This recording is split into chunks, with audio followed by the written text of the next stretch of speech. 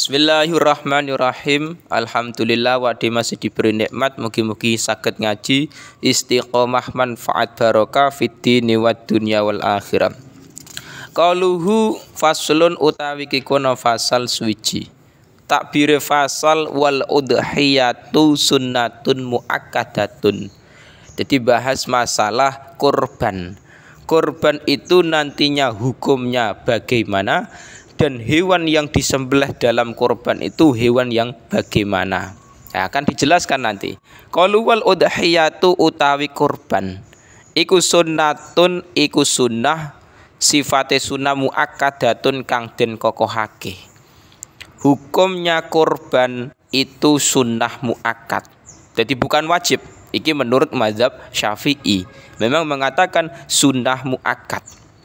Makanya ketika sunnah muakkad ini kita melakukan ya dapat pahala, tidak melakukan ya tetap enggak berdosa.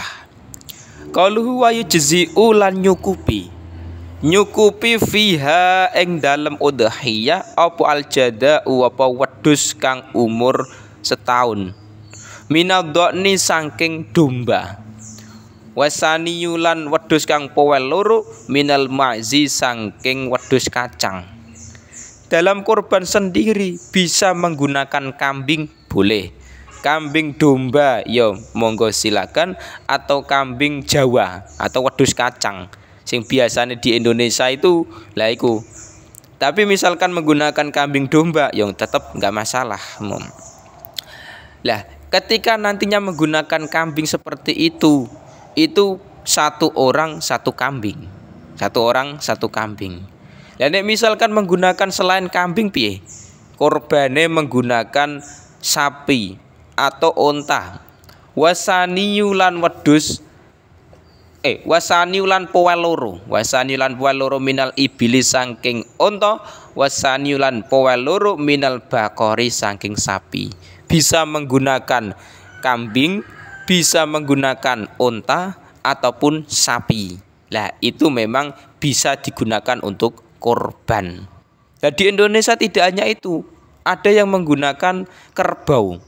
Dan kerbau itu bisa digunakan untuk korban. Nah, itu ada yang mengatakan di kitab-kitab fikih ulama, ada yang mengatakan kebo itu jamuson itu masuk dalam hewan korban. Lah, terus pertanyaannya, ketika nantinya hewan-hewan ini itu bisa digunakan untuk korban, selain hewan ini bagaimana? Contoh ayam, contoh bebek, contoh burung dara. Apakah boleh digunakan untuk korban? Menurut mazhab Syafi'i itu tidak boleh digunakan untuk korban. Karena apa? Korban itu hanya boleh kambing, onta, sapi. Dalam kitab lain ada yang mengatakan kerbau, jamuson juga masuk. Tapi ayam dan bebek atau burung dara itu tidak masuk dalam hewan kurban. Itu menurut mazhab Syafi'i. Tetapi dalam kitab lain juga ada. Dalam kitab Tausyah itu di situ Mbak Imam Nawawi mengatakan boleh menggunakan boleh menggunakan pendapatnya Ibnu Abbas. Jadi Ibnu Abbas itu mengatakan korban itu tidak harus menggunakan sapi atau kambing, tapi bisa menggunakan hewan-hewan lain seperti ayam, bebek, burung dara. Itu bisa menurut Ibnu Abbas. Tapi itu bukan Syafi'iyah, Lah, pendapat Ibnu Abbas itu akhirnya ditulis Imam Nawawi dalam kitab Tausyah. Beliau memberikan catatan kaki boleh kita mengikuti pendapat Ibnu Abbas, tetapi harus orang yang fakir, orang yang tidak punya uang untuk membeli kambing atau sapi atau onta. Lah dia boleh kurban menggunakan ayam atau burung dara atau bebek mengikuti pendapatnya Ibnu Abbas. Lah tapi ini gunakan ketika memang sudah kepepet, sudah fakir, tidak mampu membeli kambing, maka gunakan pendapat Ibnu Abbas menyembelih ayam, menyembelih bebek, silakan mau. Tapi kalau memang kita mampu membeli kambing, maka gunakan untuk membeli kambing. untuk korban ki mau. Jadi umumnya di masyarakat kita menggunakan mazhab Syafi'i. Jadi bukan Ibnu Abbas. Ibnu Abbas cara Imam Nawawi boleh sampean gunakan ketika memang dalam keadaan terpaksa, dalam keadaan fakir mau. Qaluhu wa tujzi'u. Wa tujzi'u lan nyukupi opal badana tu apa onto badana an sab'atin saking pitu. Saking wong pitu wal baqaratu lan sapi an sab'atin saking wong pitu. Wasyatulan wedhus an wahidin saking wong siji. Jadi onta, sapi itu bisa digunakan korban untuk 7 orang. Jadi saya korban sapi untuk 7 orang. Nah, itu misalkan teman 3, keluarga tambahi lagi, semua total ada 7 orang nama yang digunakan dalam korban kimau.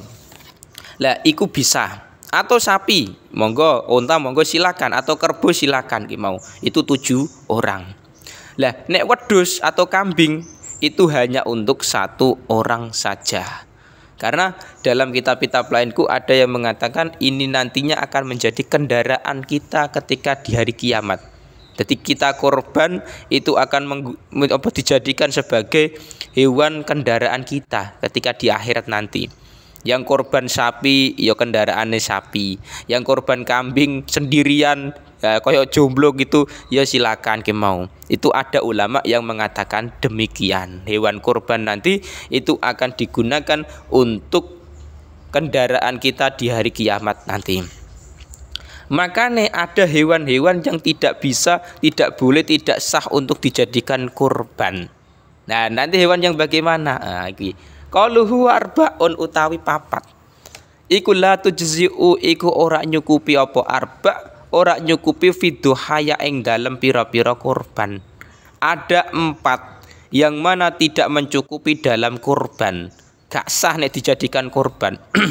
Sing pertama al aura'u, rupane hayawan kang PC.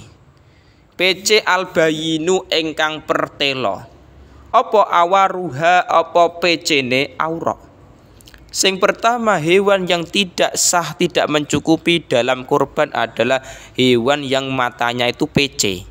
Jadi misalkan mata kanan itu nggak bisa melihat, buta, itu PC.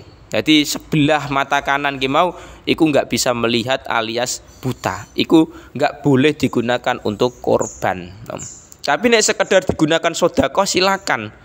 Jadi misalkan punya kambing matanya PC, terus disembelih secara syar'i, disedekahkan ke warga atau dimakan sendiri, itu nggak masalah. Tapi untuk dijadikan korban itu tidak mencukupi.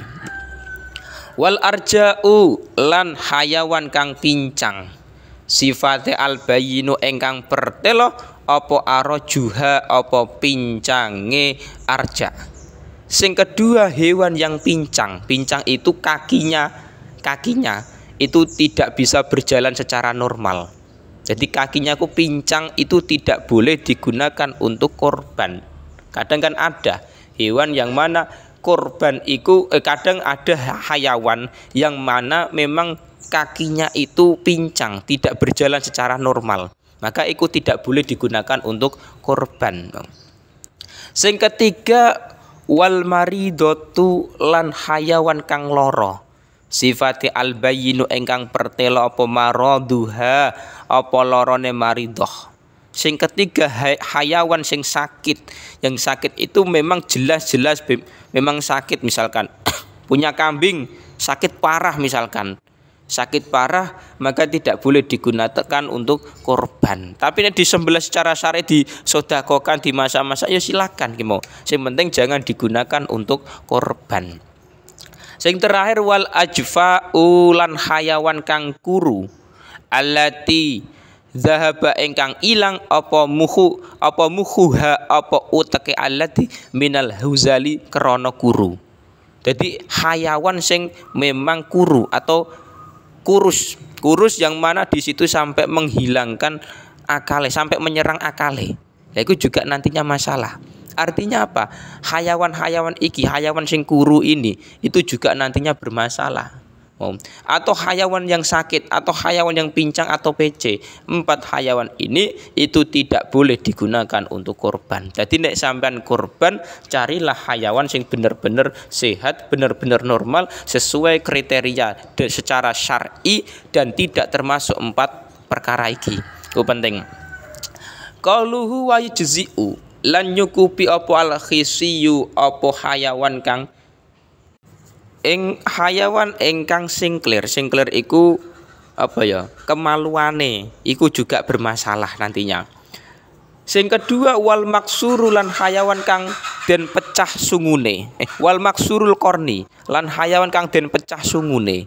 Jadi hayawan yang apa singklir atau kemaluane ki mau telurnya itu mau juga bermasalah, atau misalkan hayawan sing sungune pecah itu tidak masalah, itu enggak masalah. Jadi misalkan punya hayawan wedhus, kambing, di situ sungune pecah, enggak masalah digunakan untuk kurban.